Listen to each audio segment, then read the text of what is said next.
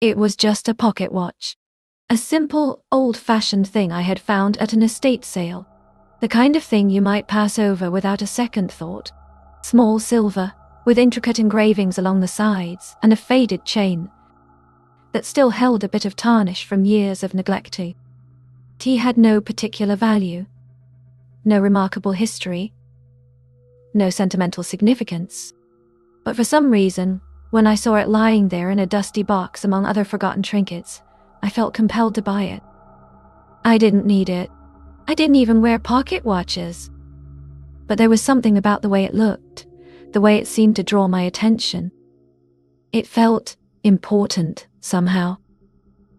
I remember the moment I first wound it. The soft click of the gears as the hands began to move again, ticking steadily. It was so ordinary. Too ordinary. But as the seconds passed, I began to notice something odd. The ticking wasn't quite right. It was too loud, too rhythmic, almost too deliberate. That night, I placed the watch on my bedside table, right next to my lamp. I tried to sleep, but I couldn't shake the feeling that the ticking was different. I had never been particularly sensitive to sounds, but this one seemed to reverberate through the walls, like it was growing louder with every passing minute. I tossed and turned, pulling the covers over my head to drown out the noise. But the sound didn't stop. It became more insistent, more urgent. And with every tick, I could feel my heartbeat quicken, my chest tightening, as if something was pulling me into the rhythm of it. At some point in the night, I must have fallen asleep. When I woke up, the room was still. The ticking had stopped. I got up to check the watch, but it was no longer on the table. In its place was a small, crumpled note. The handwriting was neat, precise, as though written with a steady hand. "You should have listened." My heart sank. I looked around the room, searching for the watch. It was nowhere to be found. Panic began to settle in. Had I misplaced it? Had someone broken in during the night and taken it? I couldn't explain it. But that wasn't the worst part. The worst part was that I could hear the ticking again. It wasn't from the pocket watch. It was from inside my head. The sound was faint at first, like a soft echo in the back of my mind. But as the minutes passed, it grew louder, more distinct. Tick, tick, tick. It was like a drumbeat that pulsed in time with my own thoughts, until it was all I could hear. The sound followed me everywhere. I would hear it when I walked down the street, when I tried to concentrate at work, even when I sat in silence. It was always there, growing louder, more insistent. Tick, tick, tick. It was as if the watch was still with me, buried deep inside my mind, its rhythm woven into my very thoughts. One evening, as the sound began to overwhelm me, I decided to go back to the estate sale where I had bought it. I had to return it. Maybe there was something about the place, something about the energy in that watch that had made it wrong. Maybe that would stop the noise. But when I arrived at the house, the sale was long gone. The place was dark, abandoned.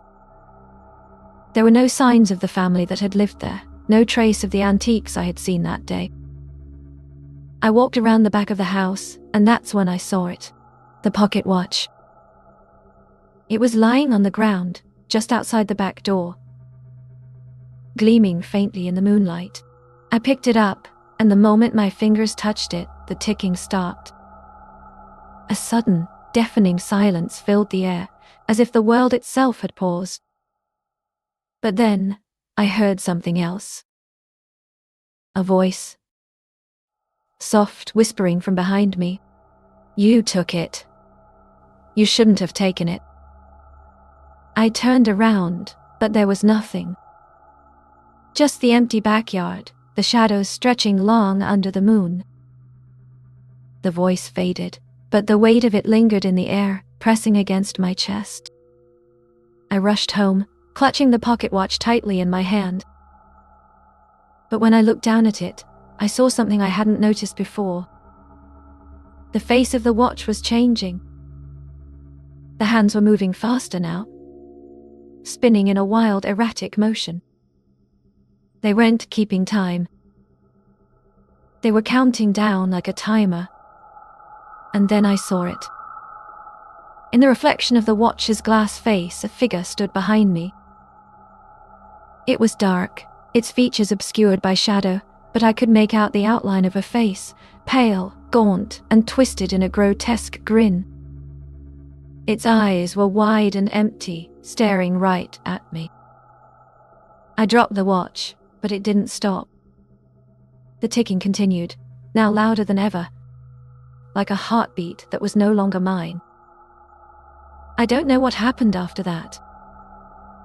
I don't know how much time passed. But when I woke up, the watch was gone again. And I was back in my bed, like nothing had ever happened.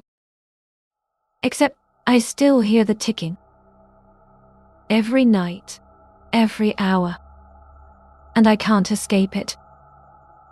It's like the watch is with me, buried in my mind, pulling me to its rhythm. And sometimes, I can almost hear that whisper again. You shouldn't have taken it. If you ever come across a pocket watch, old, with strange engravings on the back, don't touch it. Leave it where you found it. And walk away. Because once you take it, it will never let you go.